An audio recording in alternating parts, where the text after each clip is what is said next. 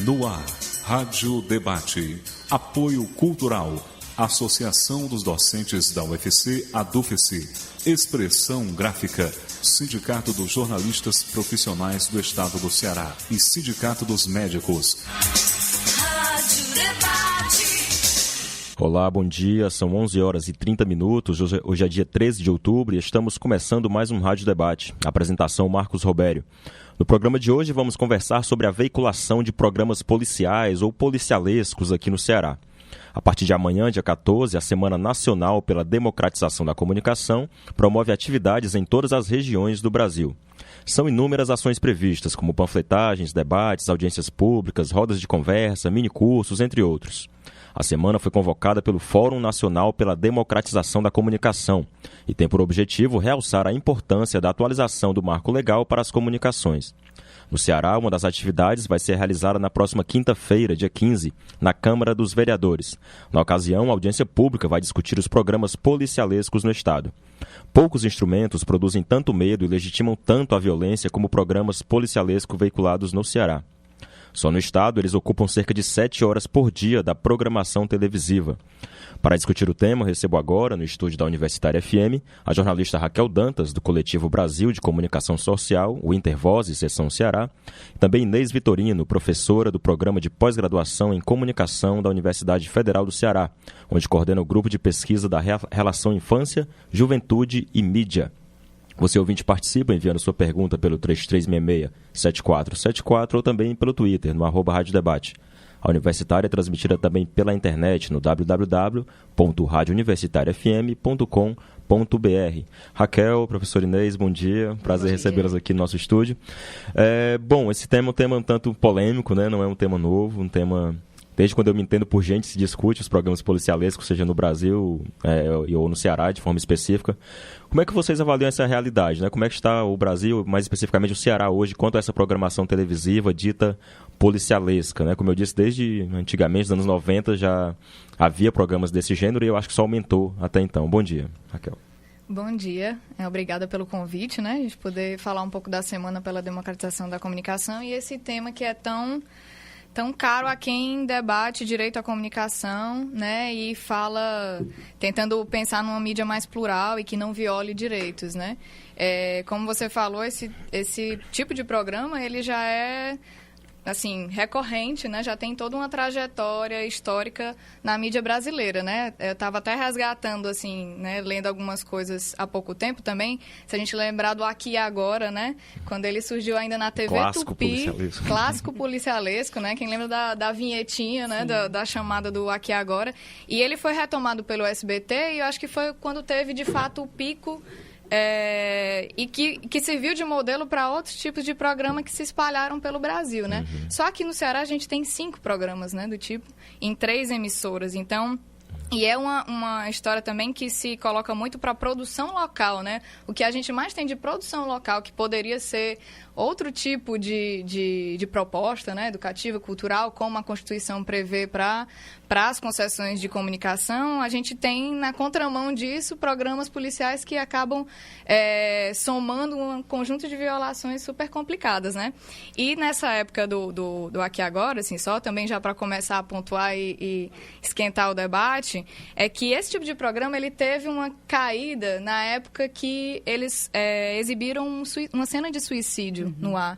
Então, assim, como ele vinha num patamar de audiência muito intenso, com uma proposta diferente até para fazer frente à audiência da Globo.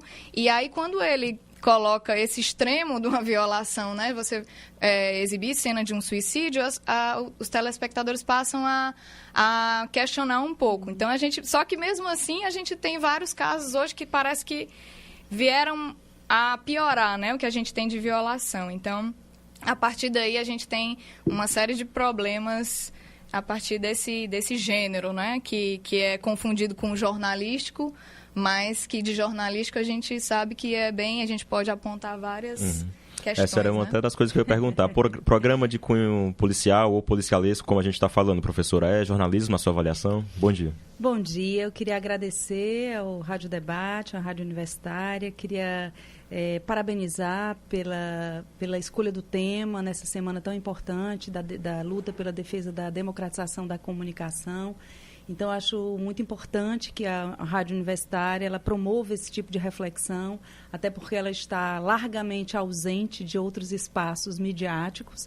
E esse, para mim, já é um sintoma muito importante, que revela que o elemento central que caracteriza o que seriam as concessões públicas de TV e de rádio, ou seja, todo o sistema de radiodifusão, ele não opera, de fato, a partir da lógica do serviço público, da prestação do serviço público. Então, eu gostaria de começar a minha fala pontuando essa distância entre os parâmetros legais e que, na verdade, não numa perspectiva legalista, mas numa perspectiva de que são parâmetros que a sociedade brasileira estabeleceu como princípios a partir dos quais as instituições de comunicação deveriam operar, e que há uma distância absurda, né, entre o artigo 221 da Constituição, que prevê finalidades educativas, culturais, como elemento central da formação propiciada ou da programação propiciada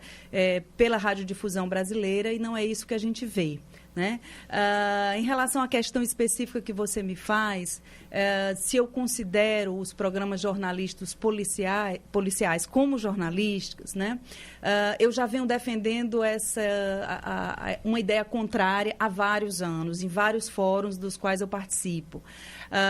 O fato de que esse programa policialesco seja considerado no senso comum e em larga medida na classificação que ainda é feita hoje do ponto de vista da oferta da concessão, das grades, das emissoras, como um programa jornalístico, faz com que, por exemplo, sobre ele não incida a classificação indicativa.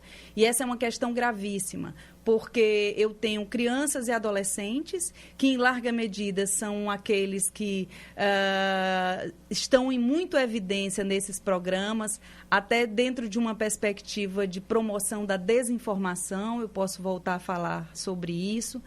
E isso compromete a forma como a criança e o adolescente se vê na TV, especialmente o adolescente e a criança pobre, negra, da periferia de Fortaleza, especialmente tratando aqui do nosso caso, porque dessas 7 horas de programação que a gente vê, há uma faixa expressiva de programação e de discussões nesses programas em relação aos atos infracionais praticados por crianças e adolescentes.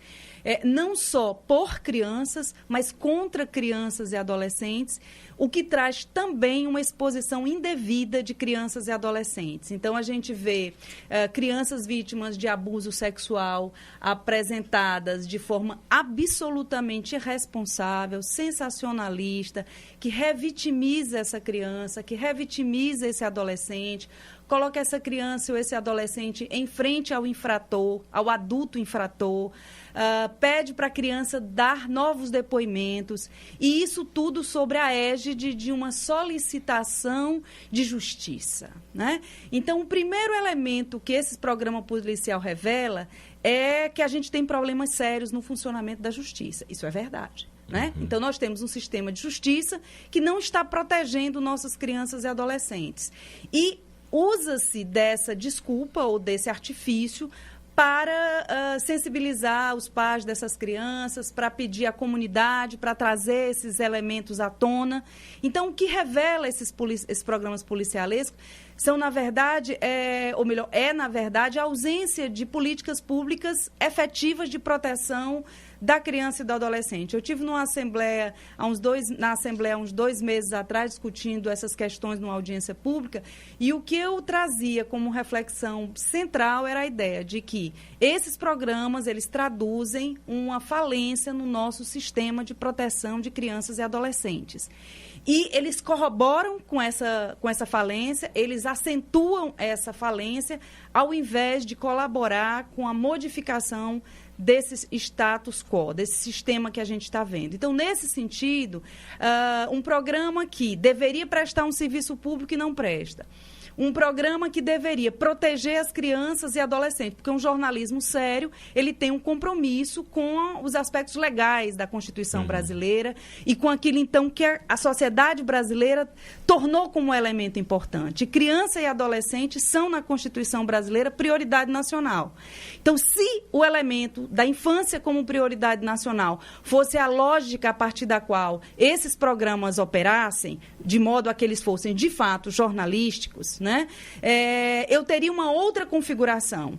E o que a gente vê é justamente o contrário. São programas que funcionam sobre a égide da exploração do sentimento público, da exploração, digamos assim, do ouvinte no sentido mais desinformado que ele possa ter, porque esse programa não só aborda as questões de um ponto de vista sensacionalista, mas ele aborda as questões da infância e da adolescência de uma forma irresponsavelmente mentirosa, porque ele traz dados falaciosos, dados que a Secretaria Nacional de Direitos Humanos contesta, dados que o Unicef, em vários mapas da violência, contestam. Então, nós temos pesquisas, nós temos entidades de outra ordem pública que trazem outras fontes, e essas fontes não são ouvidas, não são valorizadas, é um discurso fácil, simplista, superficial, que compromete, então, qualquer abordagem. Eu não poderia, como professora que fui do curso de jornalismo, como professora que fui,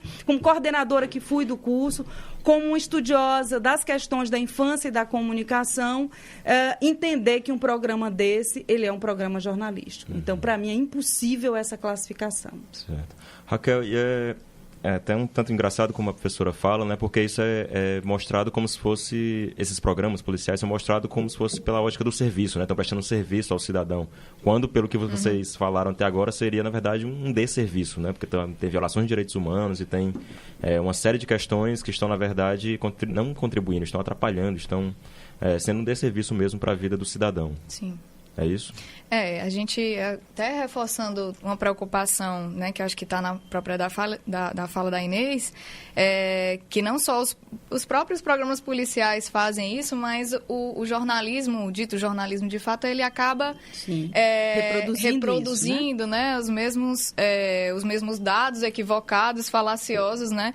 Então, também é um negócio que extrapola os programas policiais, mas que, de fato, se a gente está tratando aqui o foco nos programas policiais, é uma questão mais séria, porque você tem essa alcunha jornalística no sentido de levar utilidade pública, né? De ser a voz do povo oprimido. Então, é uma questão tão complicada, porque você está tratando de um grupo social já marginalizado e que já não tem acesso a tantos direitos, né?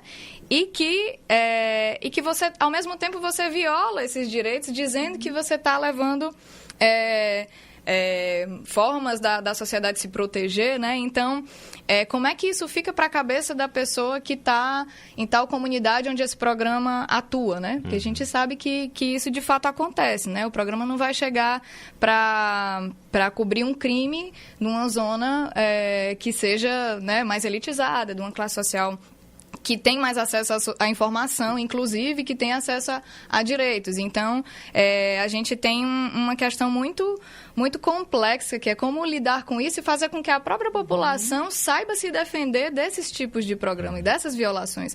Né? Quando você tem o programa policial que entra na casa da pessoa para falar de um crime, né, que aconteceu na família dessa pessoa, e ela não tem formas de se defender, inclusive porque há uma relação muito estreita da produção dos programas policiais, dos repórteres, dos âncoras, com a própria polícia, né, com o próprio Estado. Então, como é que o cidadão que não tem acesso à informação, ele não vai conseguir saber quais os mecanismos de defesa, se ele tem dois aparatos, né, a mídia e o Estado, entrando na casa dele, fazendo com que ele fale sem ele querer, mostrando uma dor, né, abrindo todas as formas mais cruéis mesmo de abordagem de dilemas humanos, né? Então, é muito muito central para a gente debater isso e falar de democratização, de direito à comunicação, porque a gente não pode esquecer que essas emissoras, elas estão dentro de uma concessão pública tratando de um direito que é para todos, né? Então,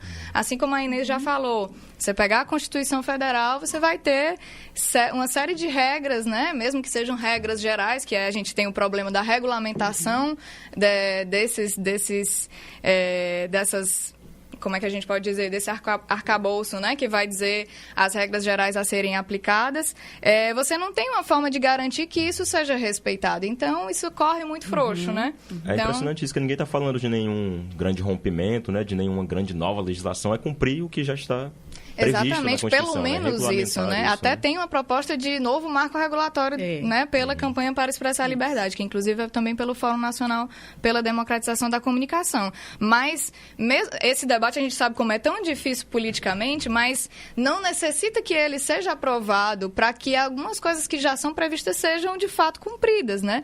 Então, se você tem um monitoramento do que está acontecendo de violação, né, de você responsabilizar essas emissoras, né, pelas infrações que elas estão cometendo, isso já seria colocar as regras, né, para acontecerem. Ok, hoje o Rádio Debate conversa sobre programas policiais ou policialescos aqui no Ceará. Estão conosco para discutir o tema a jornalista Raquel Dantas, do Coletivo Brasil de Comunicação Social, o Intervoz Ceará, e também a Inês Vitorino, professora do Programa de Pós-Graduação em Comunicação da Universidade Federal do Ceará. Você, ouvinte, participa pelo 3366-7474 ou também pelo Twitter, no @Rádio Debate. Professor Inês, um outro aspecto importante desse tipo de programa é que ele acaba reforçando alguns discursos, né? Por exemplo, um que me chama muita atenção é que, geralmente, os detentos, né, aqueles que são encaminhados para o sistema prisional, após alguma ocorrência retratada nesses programas, há uma divisão como se o cidadão fosse uma pessoa, cidadão de bem, né, tem essa expressão ainda muito recorrente, e como se a pessoa, quando fosse presa, ela não fosse mais cidadão, né? Ele ali era o bandido, o outro é o cidadão. Como é que é isso? É um discurso... Você não perde nunca seu caráter de cidadão, né? Não deveria perder, pelo menos. Eu acho esse discurso muito parecido com o discurso nazista. Você pode achar que é extremo, mas eu vou explicar por quê. Como é que o nazismo conseguia praticar as barbaridades que ele conseguia com outros seres humanos, quando ele desqualificava essas outras pessoas como seres humanos? Então, havia filmes que diziam que os judeus eram vermes, que eram ratos, faziam analogias com vermes, com ratos, com vírus. Ou seja, tudo aquilo que a universidade, que a sociedade... tudo aquilo que prejudica a sociedade, que vai adoecer essa sociedade, que vai fazer com que essa sociedade ela perca a sua grandeza, a sua força. Então, quando eu traduzo isso para os dias de hoje, o que é o elemento? O elemento é o cidadão destituído da sua humanidade. É quando eu transformo o cidadão em um Zé Ninguém, eu transformo o cidadão em um elemento, eu transformo o cidadão em um bandido, não é? E ao fazer isso, eu estabeleço duas categorias de pessoas. Uma categoria que pode ser protegida e deve ser protegida pela lei, e uma categoria que a sociedade, inclusive, e aí não é só a polícia, aí não é só o Estado, há uma mentalidade, há um conceito que legitima práticas policiais arbitrárias, e é muito importante que a sociedade discuta isso. Porque a sociedade legitima certas práticas arbitrárias, mas quando é o filho do outro, o sobrinho do outro, é sempre o outro. Se a sociedade parasse para pensar e imaginasse o que seria ver seu filho que num dia, por acaso, estava sem dinheiro para andar no ônibus, entrou no ônibus ou estava com pouco dinheiro e, por isso, ele foi retirado do ônibus e foi feita uma revista nele. Por conta disso, ele foi impedido de seguir adiante, como a gente viu no Rio de Janeiro recentemente. O que ele acharia se por seu filho estar sem camisa no meio da rua, por alguma razão, veio da praia, estava passeando com os amigos, tomou uma cervejinha, de repente esse filho que ele quer tanto bem, ele fosse exposto a uma varredura policial, uma revista policial, daquelas que a gente conhece como são feitas, né? Ou que, por ele estar nessa condição, ele já fosse objeto de algum tipo de violência, né? Eu aproveito essa situação e esse fato que você me trouxe para trazer um fato recente ocorrido há uns 2, 3 meses aqui em Fortaleza, quando um sobrinho meu, professor da época da faculdade na FANO, professor de comunicação, sofreu uma violência pelo único e simples fato de estar no lugar errado, na hora errada. Ele não estava sem camisa, ele estava com camisa, ele estava esperando um amigo em frente a um bar que ele ia com um colega, um legítimo direito do cidadão. E ao chegar lá, estava havendo uma abordagem policial e ele foi pego no meio de outras pessoas, né, que estavam próximas. Ele apanhou. Por mais que ele dissesse que era inocente, que ele não tinha feito nada, ele só apanhava e cada vez que ele falava, ele apanhava mais ainda. Então, a sociedade que legitima essa prática dos chamados elementos, ela não pode esquecer que os elementos, a qualquer hora, pode ser seu filho. O praticante de um ato infracional, a qualquer hora, pode ser o seu sobrinho, pode ser o seu amigo, pode ser uma pessoa muito próxima do seu contexto familiar. E aí? Porque ele é seu amigo, ele vai deixar de ser bandido dentro desse conceito da polícia? Não. Ele vai ser considerado do mesmo jeito, dentro dessa mesma lógica. E aí é muito bom fazer uma observação, assim, eu não estou falando da polícia, a polícia como um todo. Todos nós sabemos que existem setores da polícia que praticam esse tipo de arbitrariedade e tem setores que não praticam. Então, assim, toda vez que eu faço essa nomenclatura discriminatória, né? Então, assim, a criança e o adolescente deixam de ser criança e adolescente, passam a ser menor, pivete, delinquente, né? Eu destituo esses meninos da sua condição primeira, que é a de condição humana, que deve ser tratado como ser humano, e da sua condição específica de ser humano em formação, que precisa, então, de ter todo um cuidado, de ter toda uma atenção. E aí você vai me trazer a situação de assim, mas mesmo quando eles praticam homicídios, quando praticam... Primeiro dado, e aí eu aproveito a oportunidade para completar uma informação da minha primeira fala, quando eu disse que os programas policiais eram mentirosos, ou pelo menos trazem mentiras nas suas proposições, e isso é muito grave, porque eles estão usando uma concessão pública, mais uma vez, e a sociedade tem direito a ter uma informação correta dos processos. Então, eu vou dar 2 exemplos. Um exemplo é a falácia de dizer que a inimputabilidade penal é algo criado pelo Estatuto da Criança e do Adolescente. Não é. A inimputabilidade penal, ela está prevista desde o Código de Menores. Que vem de... Ela vem de 27. Ela é bem anterior ao Estatuto da Criança e Adolescente. O Estatuto, aliás, desculpe, o Código... é de 1900, não é o Código de Menores, é o Código Civil, Criminal Civil Brasileiro, que é da década de 40. Né? Então, é dessa década aí que registra historicamente o reconhecimento da inimputabilidade penal de criança e adolescente. Não é do Estatuto da Criança e do Adolescente. E aí a gente pergunta, das duas, uma. Ou essas pessoas que fazem esses programas são ignorantes no sentido daquele que não conhece, daquele que não sabe, daquele que desconhece o fato, e já é grave para alguém que está fazendo um trabalho diariamente de cobertura dessas questões, ou é má-fé.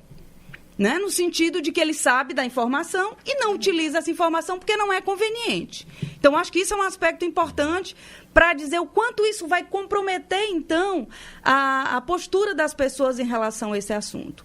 O outro é essa cobertura que coloca que todos os dias crianças e adolescentes praticam atos infracionais, leva a um superdimensionamento das práticas infracionais desses adolescentes. Né? Nós temos dados aí do mapa da violência no Brasil que indicam que crianças e adolescentes são muito mais e substantivamente mais vítimas da violência, porque estão sendo assassinados, porque estão sendo eliminados, porque a gente tem milícias que fazem isso, do que crianças e adolescentes como atores de práticas infracionais. O dado é absurdo. Por exemplo, o Brasil é vice-campeão, tá certo?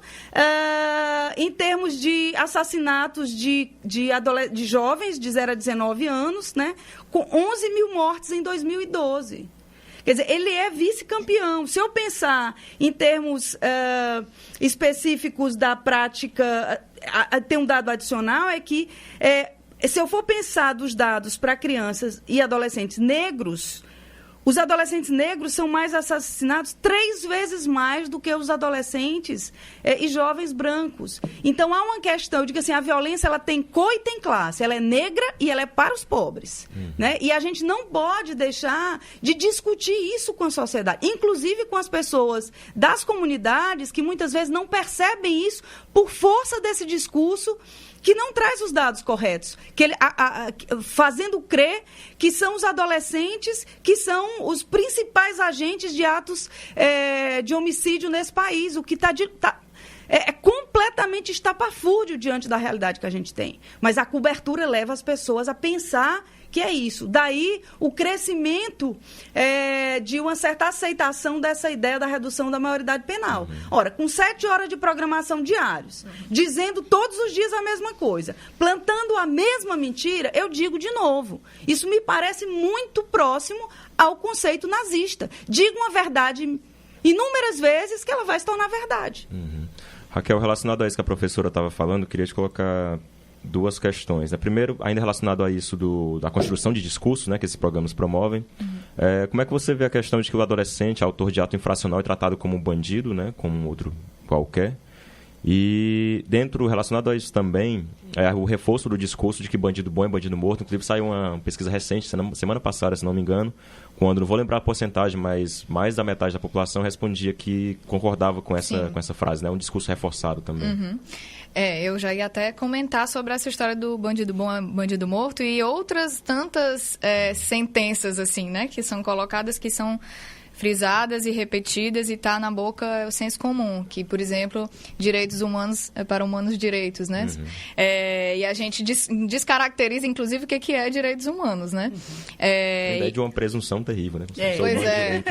A história das pessoas de bem, né? Tá muito nessa linha, assim. Sobre as violações a crianças e adolescentes, eu acho que a Inês já fez aí uma super síntese, assim, do que o próprio Intervoz defende. A gente tem uma preocupação grande de que isso é um reforço super negativo e a gente está tratando de uma população, como a gente já falou, muito estigmatizada, né?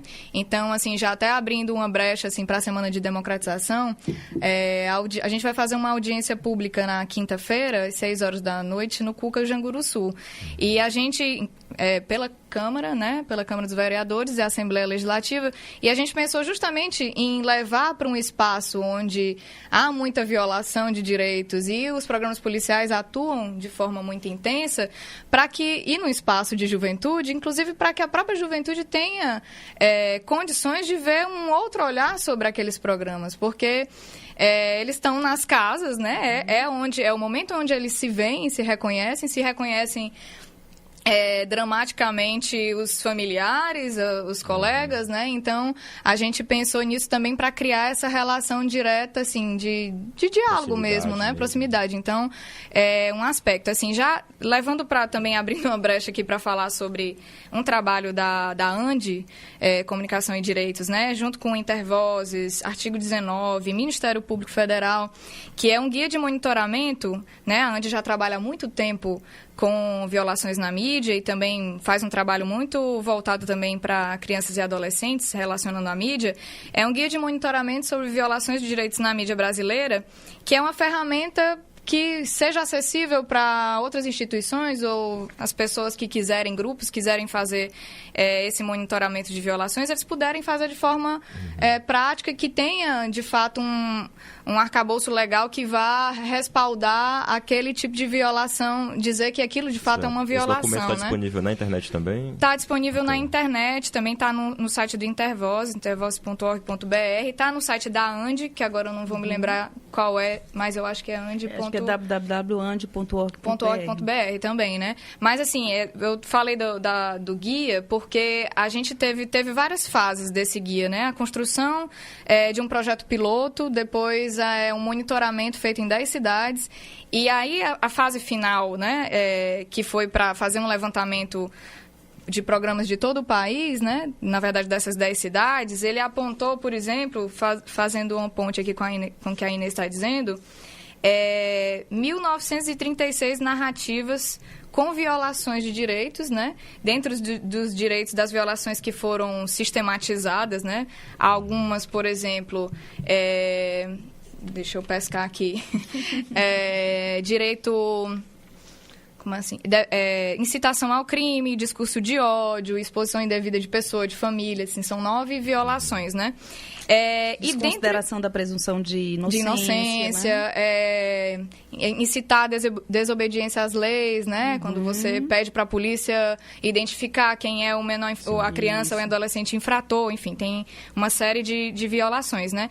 Dentro desse conjunto de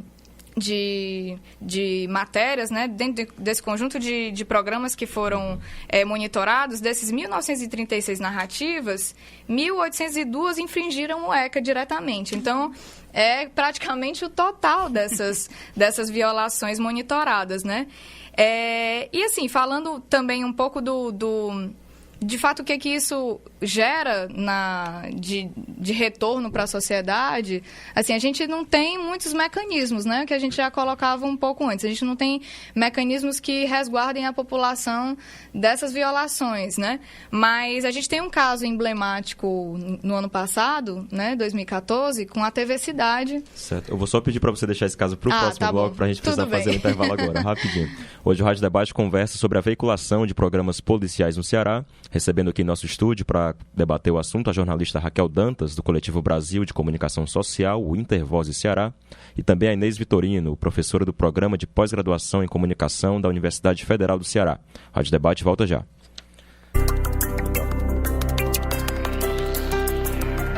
Universitária FM, a sintonia da Terra.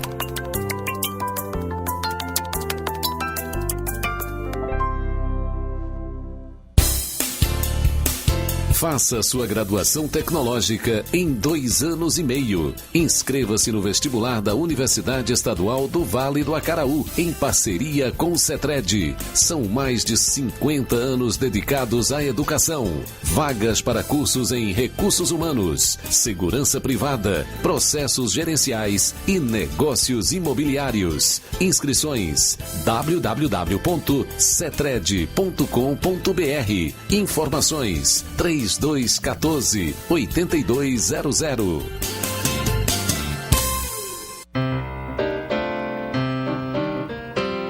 Música e informações no encontro com grandes nomes do jazz na Universitária FM.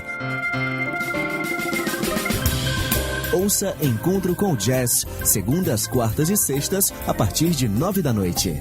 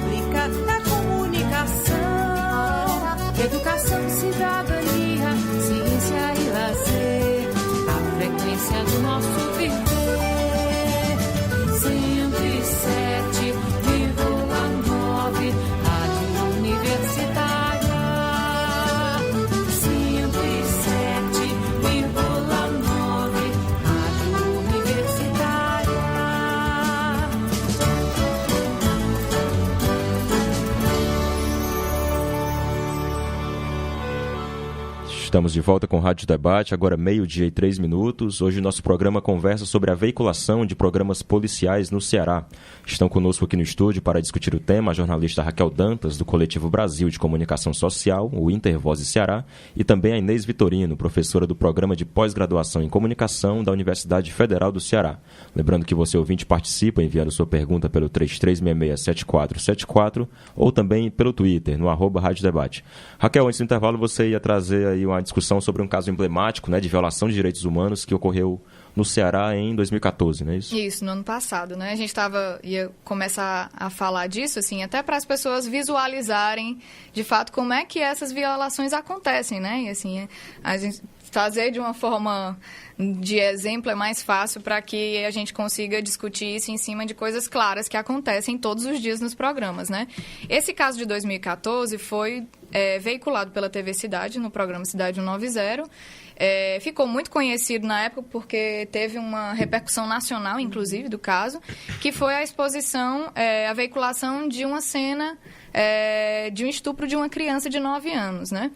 Esse caso tem várias questões mais delicadas, porque a família levou a emissora o material gravado achando que é a história de fazer justiça, né? Uhum. Se eu não posso contar com o Estado, o programa policial é quem está mais próximo para fazer essa ponte com a justiça, enfim, né? Com quem vai garantir que algo seja feito, né? Então, o programa, né, ao invés de tentar pensar numa responsabilidade que ele teria, inclusive com a própria família, né, que foi lá e pediu para que algo fosse feito, não, ele exibiu essa cena, e aí com identificação, aí uma série de violações que inclusive está nesse guia, né, da ANDI, que quem quiser buscar, tá fácil na internet, tem no site do Intervoz da ANDI, como a gente falou, que, enfim, a exposição da família, né, indevida, exposição da própria criança, né, que foi identificada, identificação da rua, né, do possível estuprador, que a gente não... A acusação prévia, né, que foi feita, inclusive, quase gerou um processo de linchamento, né, na comunidade onde aconteceu o caso. E esse caso específico, a gente teve uma mobilização mais intensa e, assim, falando do que pode ser feito quando acontece uma violação, né? Infelizmente, a gente não tem... Quem deveria atuar mais rapidamente, de uma forma mais fácil, seria o Ministério das Comunicações. Nesse caso específico, a gente fez a denúncia em janeiro, né, logo quando aconteceu, janeiro de 2014, e a gente só teve um retorno, se eu não me engano, em setembro do mesmo ano do Ministério das Comunicações, e com uma multa de R$23 mil, que, assim... querendo ou não, assim, R$23 mil, se a gente for pensar no que eles recebem, as emissoras recebem de retorno com publicidade, cobre praticamente esse valor num comercial de 1 minuto, né? Ou um pouco, ou sei lá, 2 comerciais, você já quita essa dívida, né?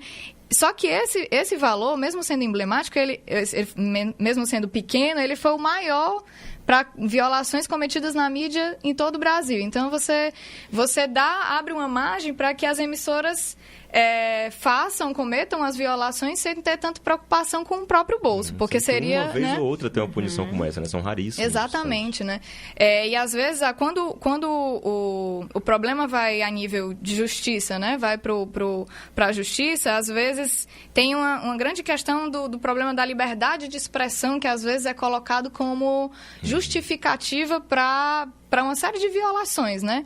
Então, você acaba não conseguindo que essas infrações, elas tenham que as penalizações aconteçam, né? Então, a gente tem um problema sério de, primeiro, ter mecanismos fáceis para que a população possa acionar o Ministério das Comunicações, né, e ter um retorno mais rápido e uma penalização que vai, de fato, fazer com que a emissora reveja, né, os seus processos de produção dos programas, né. O Ministério das Comunicações, só para esclarecer, você pode entrar no site e mandar um e-mail falando de uma violação específica.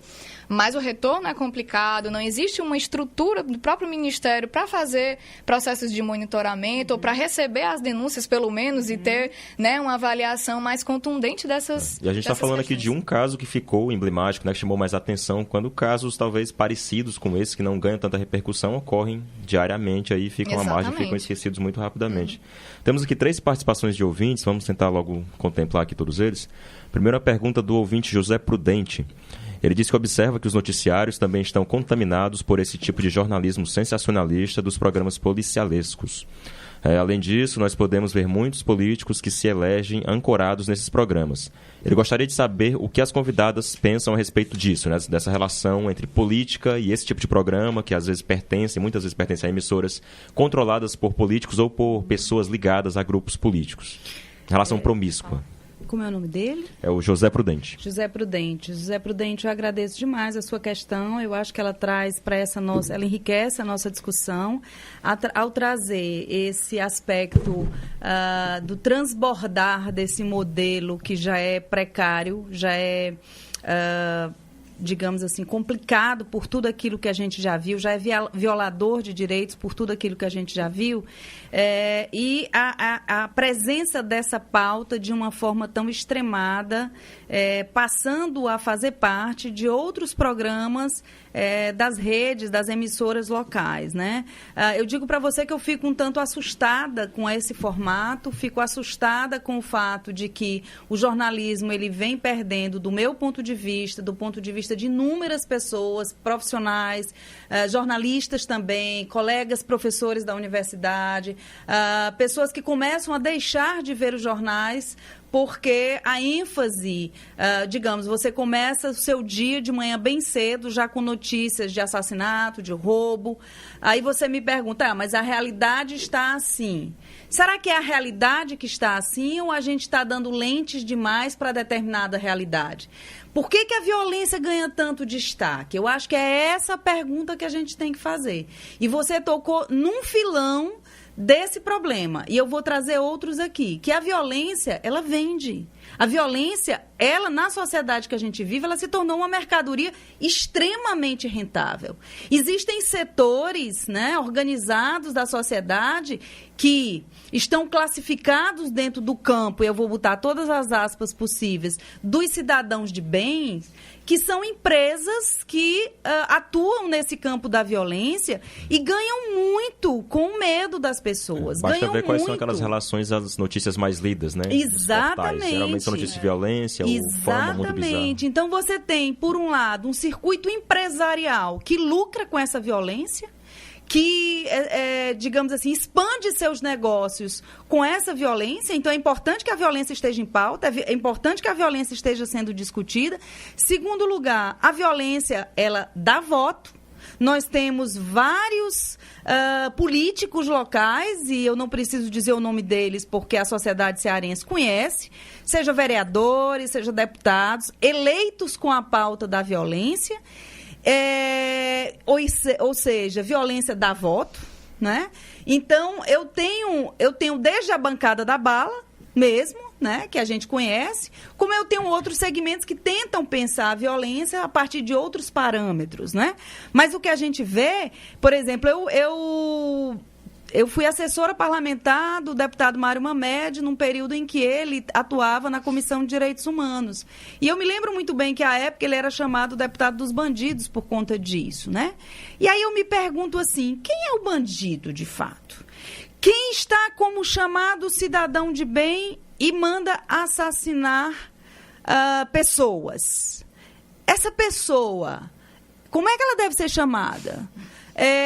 O político que rouba da merenda escolar de inúmeras crianças e que deixa essas crianças passando necessidade. Qual é o nome que ele deve receber? Os empresários que lucram com a violência e que estimulam o medo nas pessoas. Como é que ele deve ser chamado? Então, eu creio que a gente tem que ter uma discussão um pouco mais séria dessa classificação que a gente faz da sociedade entre quem atua no campo da legalidade, quem atua no campo da ilegalidade e quais são as questões éticas que permeiam a atuação nessa zona de fronteiras. Porque eu creio que existem chamados cidadãos de bem, né, que fazem, por exemplo, festas ostensivas usando vias públicas. Isso é o quê? Você passar um tapete vermelho em várias praças, em várias ruas da cidade, para celebrar um casamento de ostentação diante de um cenário de crianças, de adolescentes que vivem a miséria, vivem a fome, vivem a pobreza. Eu me pergunto não foi praticado um ato ilícito. A via pública, ela foi usada de forma pública. A sociedade cearense teve em algum momento foi consultada sobre essa possibilidade do uso da via pública.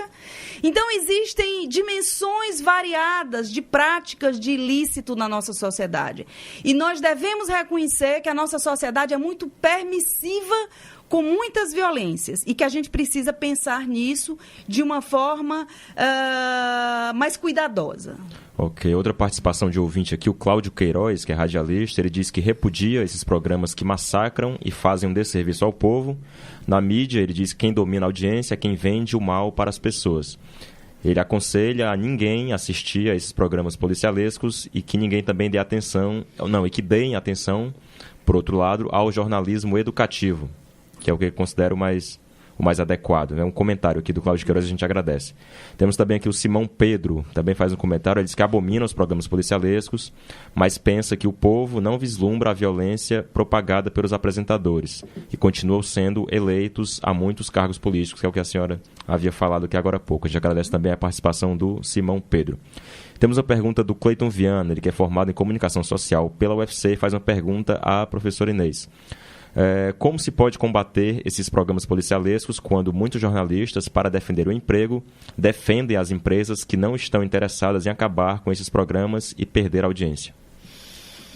Olha, eu não costumo pensar nessas questões de um ponto de vista do jornalista individual. Eu acho que o jornalista individualmente ele é muito vulnerável.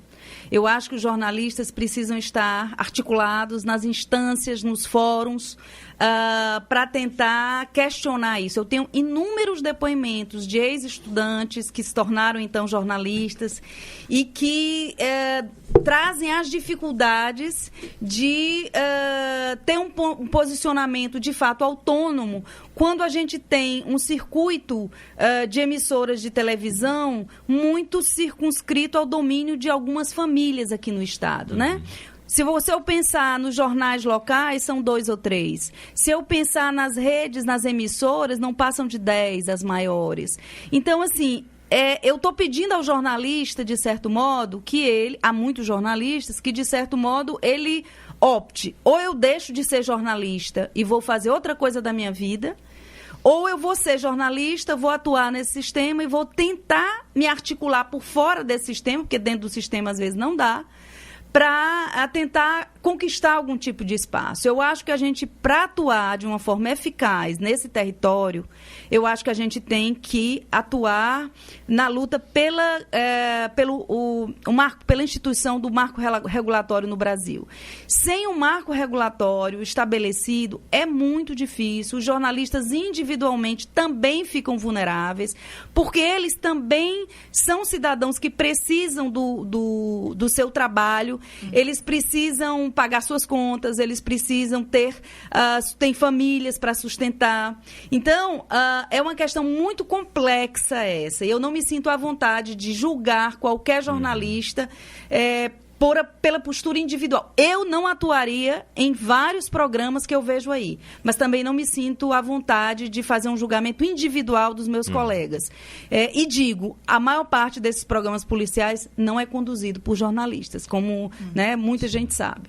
E também tem uma situação um pouco mais complexa mesmo, que seria como é que a gente faz com que esses programas deixem de existir. Assim, a sensibilização da sociedade para isso, inclusive para o próprio direito à comunicação, de saber que existem regras, e isso ser cobrado pela própria sociedade, faria com que não houvesse audiência para os programas e as emissoras tivessem que rever isso também, Pelo contrário, né? eles estão proliferando, né? Exato. A gente falou que hoje, atualmente, são 5 aqui só no Ceará e décadas atrás não era, né? Talvez 2 ou 3. E isso foi crescendo nos últimos anos. Hoje em dia tem uma emissora que tem 3 programas na grade só desse gênero. Uma outra participação aqui de ouvinte, a professora de História, Ana Riva. Ela diz que nas escolas observa o ódio que os menores têm em relação à polícia. E gostaria de saber como os programas policialescos contribuem para esse sentimento. Raquel, o que você acha? Nossa, eu acho que contribuem da forma como a gente já coloca, assim. A A própria forma como essas abordagens são feitas, né? Os programas, eles acabam fazendo com que isso seja legitimado, né? Então, se você tem uma atuação dentro de uma comunidade específica e que a maior parte do que vai ser coberto é sobre as infrações cometidas por crianças e adolescentes, e você já tem uma vivência muito violenta da atuação da polícia, né? Você tem essa junção, né, de poderes mesmo da própria mídia e do Estado. Então, é muito normal que a juventude desses locais se sinta mais violada ainda, né? E tenha eu acho que é uma sensação que só cresce, né? Assim, por um lado, o ódio da juventude em relação a esse determinado poder, porque você não tem uma discussão sobre isso, você não tem uma sensibilização, talvez, como a Inês falou, você não pode colocar que a polícia, a instituição toda, ela toma esse caminho, né? Mas você tem uma reprodução que também, publicamente, um modelo da militarização, inclusive, de você colocar para fora, pela mídia que alcança praticamente todo mundo, uma forma de atuação, né, legitimando esses processos. Então, acho que é um modelo mais amplo até, né? Porque tanto esses programas como a própria estrutura policial, a herança policial, um tanto repressiva, vão ao contrário do que há de mais moderno em termos de políticas públicas para a segurança, que é a resolução de conflitos, né? Que às vezes as grandes brigas de gangues, brigas por tráfico, coisas do tipo, começam de um caso banal que tem todo dia e acaba, às vezes, crescendo para algo uma proporção muito maior. Mais participação de ouvinte aqui, o Gustavo Vieira faz um comentário pelo Twitter. Ele diz que adora a professora Inês e comenta... Obrigada. Eu também. E comenta. O comentário dele é o seguinte: os repórteres dos programas policialescos não apuram, apenas chegam ao local do crime e começam a narrar. E ainda são cheios de achismos. Isso não é jornalismo. É o comentário dele. Eu só posso concordar com o comentário do Gustavo. Era um pouco o que a gente vinha discutindo aqui, não é? Um programa, se a gente pensar no papel do jornalismo na sociedade, ele é um papel central. Ele não é um papel menor, ele não é um papel secundário. Porque é por meio da comunicação que o cidadão tem condição de compreender quais são os seus direitos e atuar na vida pública defendendo as causas, as questões que ele considera importante. E o que a gente tem quando programas ditos jornalistas trazem inverdades, trazem falácias, né? Apresentam questões complexas de forma extremamente simplificada, não trazem a pluralidade de fontes, que é uma característica também de um jornalismo qualificado, né? Você ter pluralidade de fontes, você ter a discussão de que as questões relevantes, de fato, sejam tratadas na sua complexidade. Então, se esses programas, eles não trazem isso, na minha avaliação pessoal, eles prestam um desserviço à sociedade. É a minha avaliação desses programas policiais. Porque eu não vejo em que, de fato, esses programas colaborem. E aí, eu trago a questão que um dos ouvintes provocou aqui, de que eu acho que sim, deve ser feita uma mobilização na sociedade para que ela boicote esses programas. Não são programas que contribuem para a gente ter uma sociedade mais justa, não são programas que contribuem para que a gente tenha uma sociedade mais humana. Eles são programas que contribuem para que a gente tenha uma sociedade de vingança. E aí eu trago uma provocação para o ouvinte. Para todas as pessoas que estão nos ouvindo. A nossa sociedade cearense ela é muito marcada por um pensamento cristão, tá certo? Evidentemente, nós temos cearenses que têm outras visões, outras leituras religiosas. Mas eu queria fazer uma provocação desses cidadãos cearenses que abraçam a ideia do cristianismo. Como é que se abraça a ideia do cristianismo e se abraça a ideia da vingança, né? É possível, sim, pensar em justiça, né? A ideia da justiça, que é uma ideia que coloca todos os homens em pé de igualdade. Como é que eu posso querer que numa sociedade que é desigual, que trata as pessoas desiguais, que desrespeita direitos dessas crianças desde que eles nascem, tá? Às vezes até na barriga da mãe, porque não tem a mesma condição de alimentação, de fazer um pré-natal, de ter toda a condição, eu tenho uma cobrança em relação a essas crianças, a esses adolescentes, igual a que eu estabeleço para outros jovens que têm todas as oportunidades, né? Diante de oportunidades desiguais, eu tenho que pensar em tratamentos adequados, considerando a singularidade de cada uma dessas situações. Então, me assusta, às vezes, especialmente no Facebook, quando eu vejo pessoas que se arvoram como cristãs trazerem essa pauta. Eu acho que se elas se inspirassem mais naquilo que, por exemplo, o Papa Francisco traz, né, da dimensão do humano, da dimensão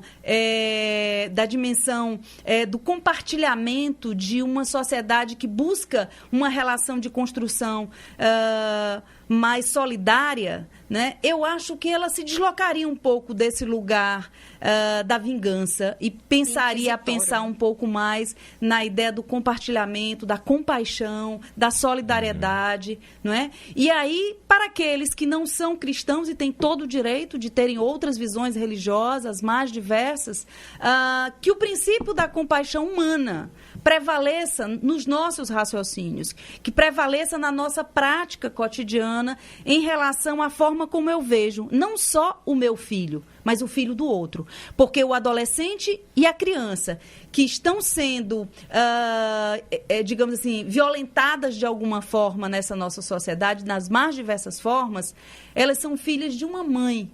Elas são filhas de uma mãe como você, como outro ouvinte qualquer, que sofre por ver o filho naquela situação e muitas vezes não tem recursos para atuar de uma forma diferente. Então, assim, eu acho o boicote uma ideia absolutamente oportuna.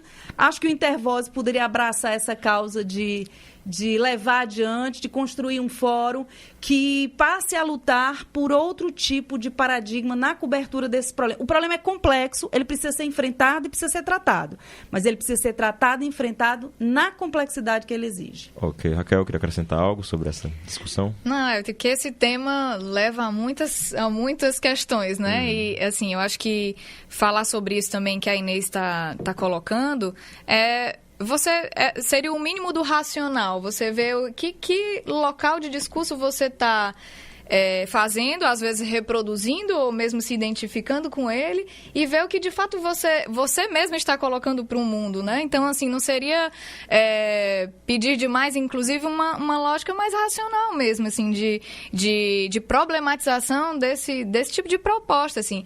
Você se fazer da narrativa do medo, da violência, da história dos justiceiros, que é algo realmente assustador, né? E que as pessoas acabam se colocando, assim, no nível de distanciamento do outro que é cada vez mais sério, assim. Você não vê o outro como alguém que pode ser você mesmo, né? Como a Inês estava colocando. E, assim, a história, eu acho que até um dos primeiros comentários era a reprodução desse estilo pelos próprios jornais. A gente tem visto isso muito, muito recorrentemente, assim, de fazendo uma ponte, assim, do que, de fato, qual é a contribuição social que um jornal, quando ele adere a esse tipo de discurso, ele está fazendo, assim, em que ele ajuda, discutindo a segurança, se ele só fala da violência pura e simples, se ele não trata as questões da desigualdade.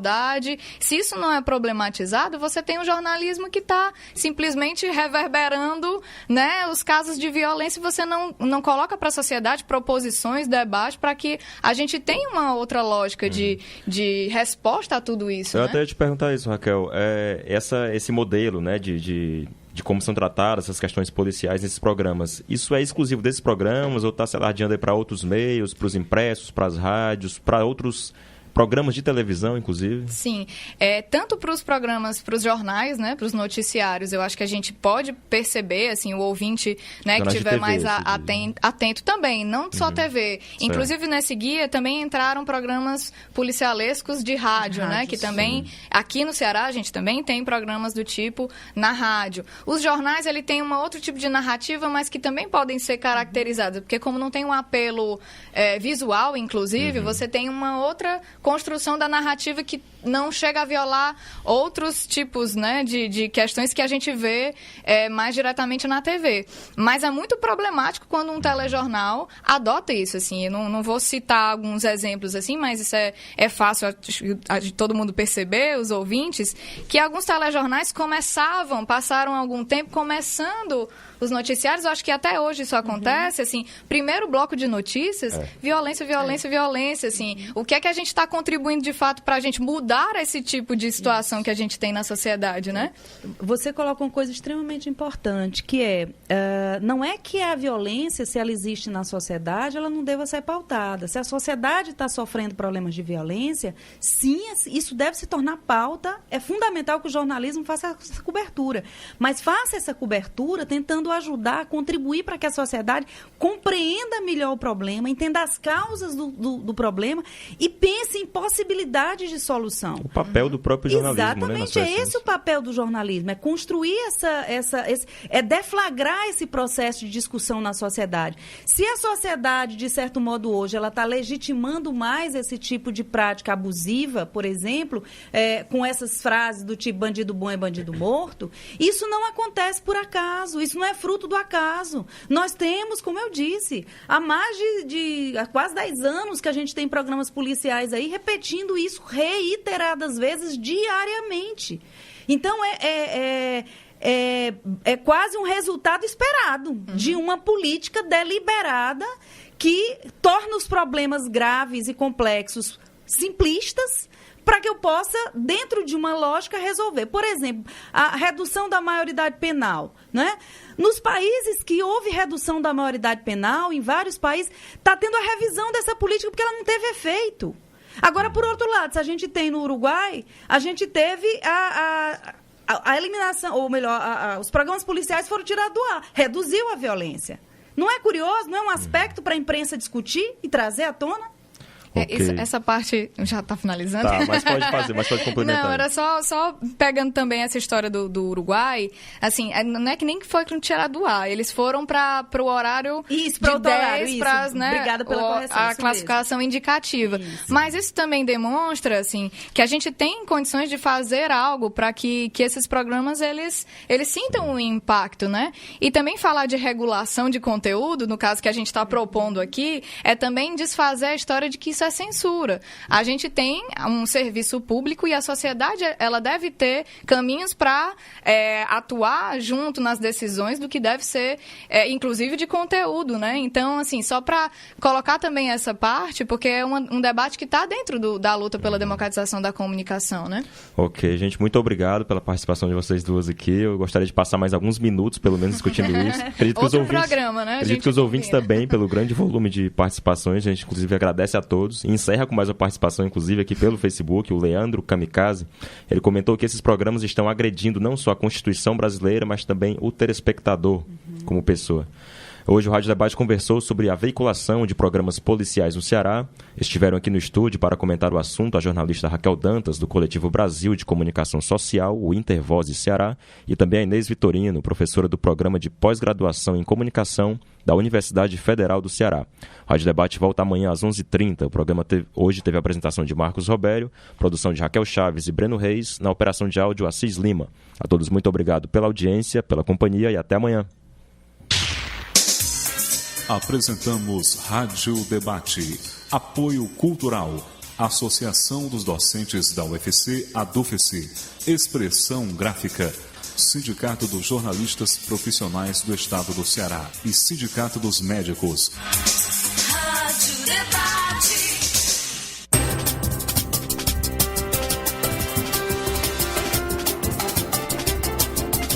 Universitária FM 107,9 MHz. A sintonia da Terra.